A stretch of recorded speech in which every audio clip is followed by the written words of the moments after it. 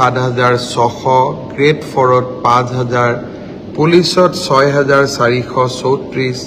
Elementary এডুকেশ্যনত 5,550 গৰাকী শিক্ষক,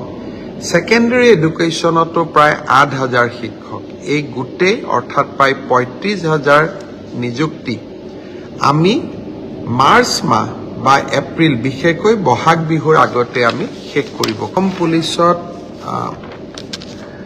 6,434টা পোষ্টৰ বাবে আবেদনৰ প্ৰক্ৰিয়া আৰম্ভ কৰিছিলোঁ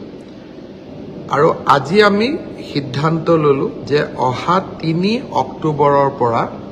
পুলিচৰ ফিজিকেল টেষ্টসমূহ আৰম্ভ হ'ব। গতিকে মই সকলোকে অনুৰোধ কৰিম যে বানপানীৰ যেতিয়াই পানী শুকাব, আমাৰ খেলপথাৰসমূহ মুকলি হ'ব, আমি দৌৰা প্ৰেক্টিছ আৰম্ভ কৰিব লাগে, কাৰণ 3 অক্টোবৰৰ পৰা অসম আৰক্ষীৰ ফিজিকেল টেষ্ট আৰম্ভ হ'ব।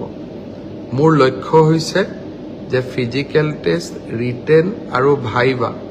তিনিওটা প্ৰক্ৰিয়া সম্পূৰ্ণ কৰি এই বিত্তীয় বৰ্ষতে আমি যাতে এই 6,434টা পদ ভৰ্তি কৰিব পাৰোঁ, এটা সুন্দৰ নিযুক্তি প্ৰক্ৰিয়াৰ মাজেৰে ল'ৰা ছোৱালীক নিযুক্তি দিব পাৰোঁ আৰু তাৰ লগে লগে 2025 চনৰ বাবে আকৌ এবাৰ নিযুক্তি প্ৰক্ৰিয়া আমি যাতে আৰম্ভ কৰিব পাৰোঁ।